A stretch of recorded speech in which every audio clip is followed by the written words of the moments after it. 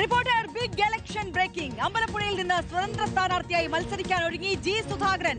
നാളെ വാർത്താ സമ്മേളനം നടത്തി തീരുമാനം പ്രഖ്യാപിക്കും. ജി സുധാകരനെ അനുനയിപ്പിക്കാനുള്ള സിപിഐഎം നേതൃത്വത്തിന്റെ അവസാന ശ്രമവും ഫലം കണ്ടില്ല. മുഖ്യമന്ത്രിയുടെ നിർദ്ദേശപ്രകാരം ജില്ലാ സെക്രട്ടറി ആർ നാസർ ഉൾപ്പെടെയുള്ള നേതാക്കൾ നേരിട്ടെത്തി ചർച്ച നടത്തിയെങ്കിലും ജി സുധാകരൻ വഴങ്ങിയില്ല. പാർട്ടിക്കെതിരെ ഒന്നും പറയില്ലെന്ന് സുധാകരൻ നേതാക്കൾക്ക് ഉറപ്പു നൽകിയിട്ടുണ്ട്. മനീഷ് മഹിപാലാണ് വിവരങ്ങളുമായി ചേരുന്നത്. മനീഷ്, അവസാനഘട്ട ശ്രമമെന്ന രീതിയിൽ ഇന്നും നേതാക്കൾ ജി സുധാകരന്റെ വീട്ടിലേക്ക് എത്തുന്നത് നമ്മൾ കണ്ടു. പക്ഷേ പുറത്തേക്ക് ഇറങ്ങിയപ്പോൾ മാധ്യമങ്ങളുടെ ചോദ്യങ്ങൾക്കുള്ള മറുപടിയിൽ വലിയ പ്രതീക്ഷയൊന്നും കണ്ടിരുന്നില്ല. ഇപ്പോൾ അമ്പലപ്പുഴയിൽ സ്വതന്ത്ര സ്ഥാനാർത്ഥിയായി ജി സുധാകരൻ മത്സരിക്കുമെന്ന രീതിയിലേക്ക് കാര്യങ്ങൾ പോകുന്നു. നാളെ അറിയാം എന്താണ് ആ പ്രഖ്യാപനമെന്ന്. അശ്വതി, രാഷ്ട്രീയ കേരളത്തിന്റെ കണ്ണും കാതും നാളെ അമ്പലപ്പുഴ പുന്നപ്ര പറവൂരിലെ ജി സുധാകരന്റെ വസതിയിലായിരിക്കും. നാളെ 11 മണിക്ക് ഔദ്യോഗികമായിട്ടുള്ള പ്രഖ്യാപനം നടത്തും. ജി സുധാകരൻ അമ്പലപ്പുഴയിൽ സ്വതന്ത്ര സ്ഥാനാർത്ഥിയെ മത്സരിക്കും. UDFന്റെ പിന്തുണ ഉണ്ടാകും. പക്ഷേ ജി സുധാകരൻ അക്കാര്യം സ്ഥിരീകരിക്കുന്നില്ല. അത് UDF ആണ് തീരുമാനിക്കേണ്ടത്.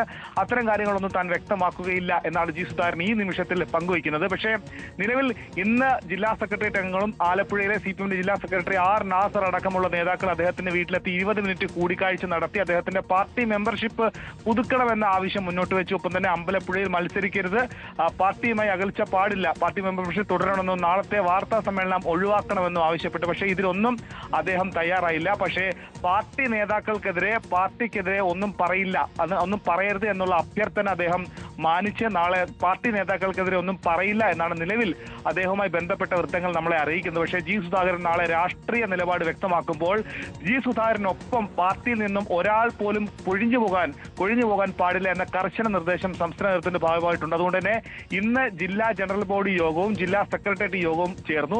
അതിൽ കീഴ്ഘടകങ്ങളിലേക്ക് പ്രധാനമായി നാളത്തെ 11 മണിക്കത്തെ വാർത്താ സമ്മേളനത്തിന് മുൻപേ തന്നെ ജി സുധാകരനെതിരെ ഒരു പ്രകോപനവും പാടില്ല, സമൂഹ മാധ്യമങ്ങളിലടക്കം ഒരു തരത്തിലുള്ള പ്രകോപനവും ജി സുധാകരനെതിരെ പാടില്ല എന്ന കീഴ്ഘടകങ്ങളിലേക്ക് ഇപ്പോൾ തന്നെ പാർട്ടി നിർദ്ദേശം കൈമാറിയിട്ടുണ്ട്.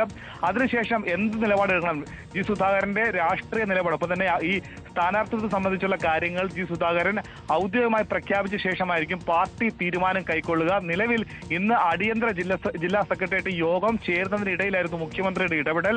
മുഖ്യമന്ത്രിയുടെ നിർദ്ദേശപ്രകാരമായിരുന്നു ജില്ലാ സെക്രട്ടേറിയറ്റ് അംഗങ്ങൾ അടക്കം അദ്ദേഹത്തിന് വീട്ടിലെത്തി കൂടിക്കാഴ്ച നടത്തിയെങ്കിലും അദ്ദേഹത്തിനോടുള്ള അനുനയ ശ്രമങ്ങൾ അവസാന ലാപ്പിൽ ഫലം കണ്ടില്ല. നാളെ രാവിലെ 11 മണിക്ക് വാർത്താ സമ്മേളനം നടത്തുമ്പോൾ UDF ക്യാമ്പിലും അങ്കലാപ്പുണ്ടെന്നാണ് ഏറ്റവും പ്രധാനപ്പെട്ട കാര്യം. കാരണം UDFന്റെ സ്ഥാനാർത്ഥി ചർച്ചകൾ അവിടെ നടന്നിരുന്നില്ലെങ്കിൽ കൂടി അവിടേക്ക് സ്ഥാനാർത്ഥി മോഹവുമായി നിൽക്കുന്ന നേതാക്കൾ ഇപ്പോഴുമുണ്ട്. അത് കോൺഗ്രസിനകത്ത് വലിയ തർക്കമുണ്ടാക്കുന്ന കാര്യത്തിൽ യാതൊരു സംശയമില്ല.